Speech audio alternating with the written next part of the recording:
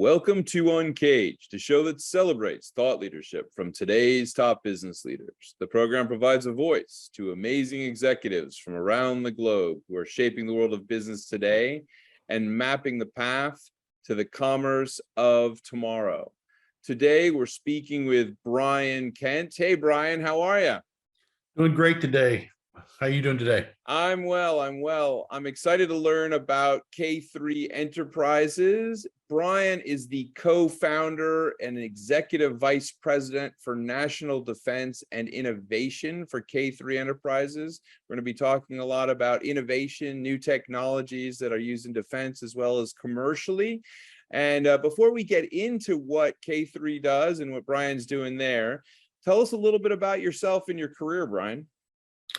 A little bit about me. Well, I was born kind of in a Northwest Florida, small rural area, graduated from a farming agricultural type community. I joined the Army.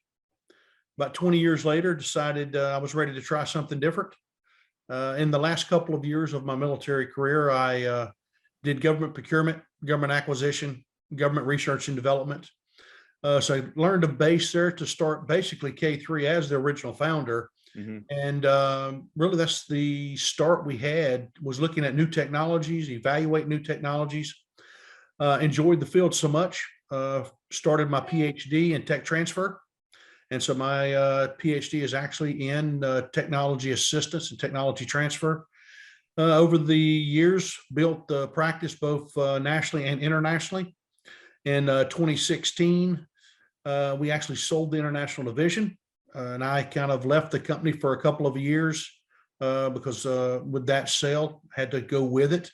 And about a year ago, I left the larger Fortune 100 company and came back to K3. And now I work as the co-founder and really strategic advisor as we're building out the consulting arm of K3 and really helping small emerging companies with their technology, how they want to take it to market, how they raise money to take it to market. Mid-sized companies, work with them for strategy. Yeah. Then still have a couple of Fortune 100 companies that I consult for and work with them on strategy. We actually work with VC funds for mid-sized companies and large companies to do acquisition. I listened to that, Brian, and I think how valuable your advice is, because if you think about the defense space and the technology that has been around that world for forever, but certainly in this whole kind of digital age that we live in, a lot of it really comes with that connection with the defense industry and then kind of figuring out how to then explore maybe other commercial uses for it. And so I would imagine your advice is extremely helpful. Well, I would like to think so. At least the companies that have us on retainer or on contract, they enjoy it as we look at their contracting strategy, their technology, their scalability. As you can imagine, in digital transformation or in any technology product, is how can we scale and take it to market? And then how do we have the money to take it to market? Yeah. How do we find the right capital to really scale that and turn it into something special? When you work with these companies, what are the key things that they're seeing right now in the marketplace that are kind of perhaps their biggest challenges? Well, depending on which one of the clients, right? Some of it is really teaching some of the smaller emerging companies on how to work on their business instead of in their business. I mean, some people think that's kind of a cliche, but I actually have CEOs and operations officers that are so busy with the engineering, they forget they've got to go talk to a banker or a lawyer or really look at how they want to do their sales, right? As they build a sales strategy, how are they targeting the people they talk to? Because a lot of people love to take briefings. I hate to say it. Some of the larger companies have people that are on their sales teams or on their buying teams that do nothing but just listen to people talk, and they may not even be the buyer. Yeah. So it's really dissecting your target to find who the right people in a company or in a market are to brief, so that you get to the sale, not just another brief. Kind of the old saying, we're doing briefings to do briefings. Well, I can imagine, your background with procurement knows knows what's a real sale, what's not a real sale, and avoiding those conversations. In the space that you're in, I mean, you're working with these emerging technologies, emerging companies. What are the key trends that are impacting the marketplace today? One of the things a lot of companies look at, they're looking at their technology and they don't look at the surrounding things around them that could be a constraint, or actually they may have the greatest technology, but they can't take it to market because of some law, because of some patent. They don't understand patents, or they think they've found a niche and they're trying to fill it, and then they bump up against something that'll stop them.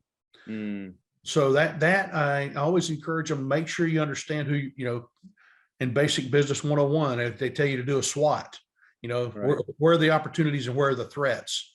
And a lot of times they always look at the opportunity. They have the strength and they have an opportunity. They forget about the weaknesses and the threat. Yeah. But it is key and important to look at the total market around you, because I guarantee you an angel funder or a VC is going to understand the threats and the constraints. Yeah, and I would say, the need for new ideas, for new innovation, for new defense-related solutions seems to be only increasing every day as the world becomes a much, much more complex space. But, we've been living through this crazy moment over the last couple of years. I'd just be curious to hear how the pandemic impacted the way you guys approach the market, and perhaps some insights that you have for companies out there. So I would say the biggest challenge, if you're trying to embrace the federal government, they, in a lot of cases, were the most restrictive on coming to work. Mhm. So in order to really talk to a government buyer, or for someone where you can show him how your technology is better, those opportunities shrank drastically.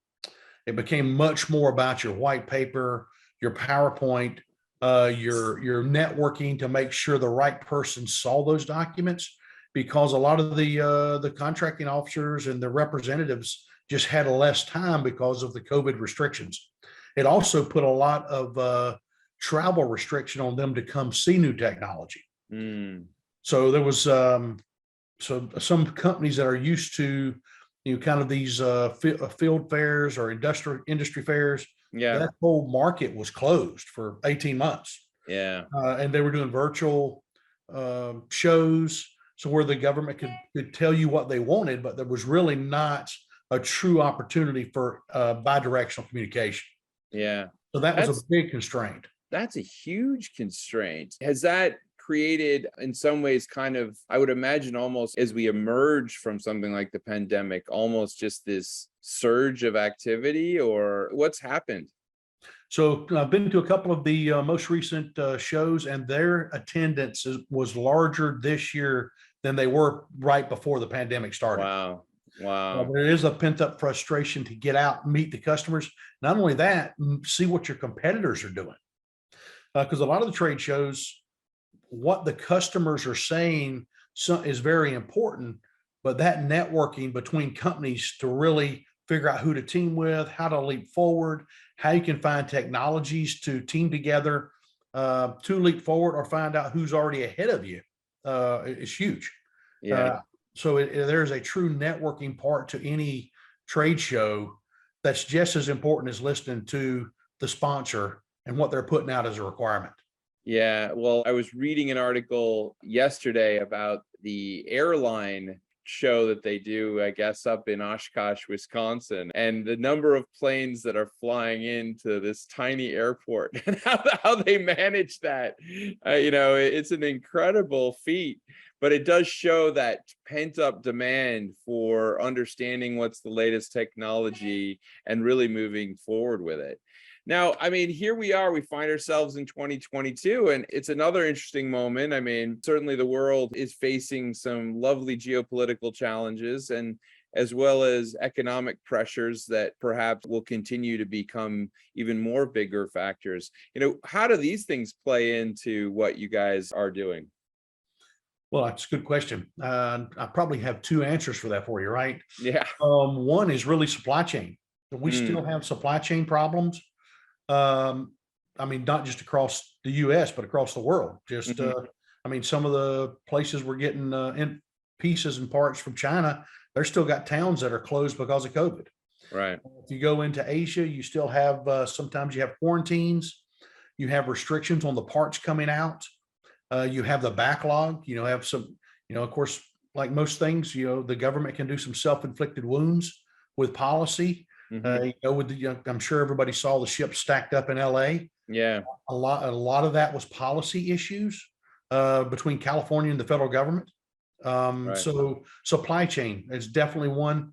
One of the things you're seeing too is like you, I was looking at some of the aviation stuff recently, and I think the airline industry said they were short like 14,000 pilots a year for the next 5 years, potentially, or 7 years. Wow. And they're only producing about 7,000 pilots a year. Wow. So the airlines are hiring as fast as they can, but unfortunately, you don't want a guy that's taking 20 hours in a single engine plane jumping in the back to drive a 747. So there's definitely a learning curve there. I do hope that maybe this new Top Gun movie came out. There'll be a new generation of people that want to get behind the seat in the cockpit again. It definitely hit my younger son, who immediately signed up for flight classes. Well, that's great because that's for somebody like him, it'll be 5 years before he can really fly on Yeah. any type of commercial, Yeah. unless he spends a lot of money in Yeah. No, you got to time. go through all those phases, right? Prop and all the Absolutely. way through, right?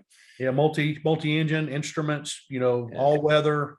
Then you want to get into a little bit bigger jet before you get Yeah. into the big ones, right? So it just takes time and education, and you can't Yeah. rush it. Yeah, well, it's been amazing talking to you, Brian. I mean, I can only see the need and the pressures on the defense and innovation space only increasing. And certainly what you and the K3 team are doing is going to be only growing in importance. If someone wanted to get in touch with you and learn more about what you and the K3 Enterprises Group is doing, where's the best place to find you? So there's part of that is www.k3-enterprises.com. And then the beginning of August, I'm launching a personal page. It's www.brianlkent.com. And that's going to let people come straight to me for the consulting piece. You can log in and check for us to reach back to you and figure out how to help you, or at least point you in the right direction. So come straight to the company. They'll coordinate to get you over to my side of the business, or you can come directly to brianlkent.com, and we'll be able to jump right in and see if there's a consulting opportunity or a way that we can help you.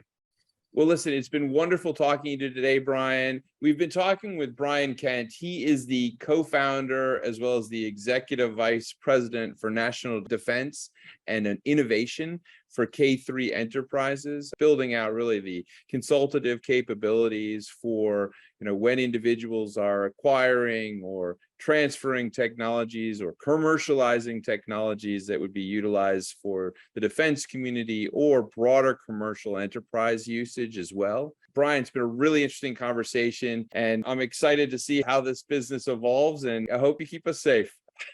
Well, hope all things go well for you too, sir. And again, you got an opportunity for brianlkent.com. We'll help you with scalability. Cheers. Thanks so much. Thanks for being on the show. Thank you.